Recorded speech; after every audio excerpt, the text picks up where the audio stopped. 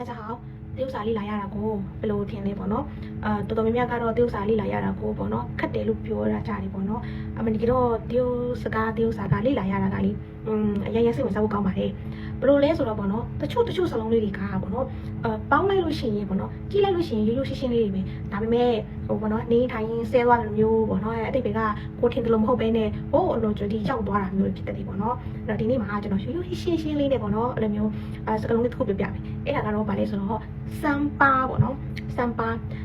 ဆိုတာကသူကပေကနေလာတာလဲဆိုတော့ကျွန်တော်တို့ကစမ်ပါဖို့နွေးကြကနေဘောနော်လာတာပေါ့နော်အမှန်တကယ်တော့စမ်ပါဆိုတာကသူညာနဲ့သူအတိတ်ပဲရှိတယ်ပေါ့နော်စမ်ပါဖို့နွေးကြဆိုတာကဒီမက်လာရှိရနေပေါ့နော်အမျိုးသမီးများနေကိုသူကပြောတာပေါ့နော်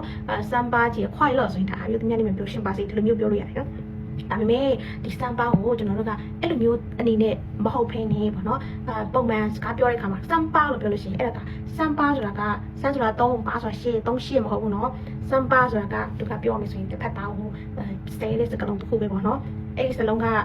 တီးတဲ့ရှိရင်ဘယ်လိုမျိုးအသိပေးခံယူထားလဲဆိုတာကို comment မှာရေးခဲ့ပေးပါเนาะကျွန်တော်လည်း comment မှာပြောထားပေးမယ်သူကအခုကျွန်တော်ဒီလိုပြောလို့ရှိရင်ကျွန်တော်ခဏလေးပန်းသွားမယ်ဆဲလို့ဆိုပြီးတော့ပန်းသွားမှာဆိုလို့เนาะစမ်ပါရဲ့အသိပေးကသူကဘယ်လိုပြောမှာလဲဒီရိုင်းဆိုင်တဲ့စကားလုံးတစ်ခုပဲเนาะ3မဟုတ်ဘူးတစ်ဖက်လူကိုနည်းနည်းဆဲတဲ့တဲ့ပေါ့သူကပြောမှဆိုရင်အမေတွေကိုထိပြီးတော့မိန်းကလေးတွေကိုထိပြီးတော့မိန်းကလေးစကားလုံးပါတဲ့ဟာကို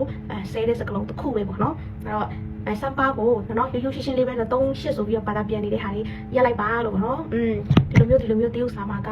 လို့ပေါ့နော်တချို့စလုံးလေးတွေကဒီလိုမျိုးပေါင်းလို့ရှိရင်တချို့အသိပဲတွေအများကြီးရောက်တက်သွားတယ်နော်စမ်ပါရဲ့အသိပဲသိရှင် comment မှာကြည့်လိုက်ပါကျွန်တော်ရေးထားပေးပါတယ်နော်နောက်ထပ်ဗီဒီယိုဒီမှာတက်ပြီးတော့တွေ့ပါမယ်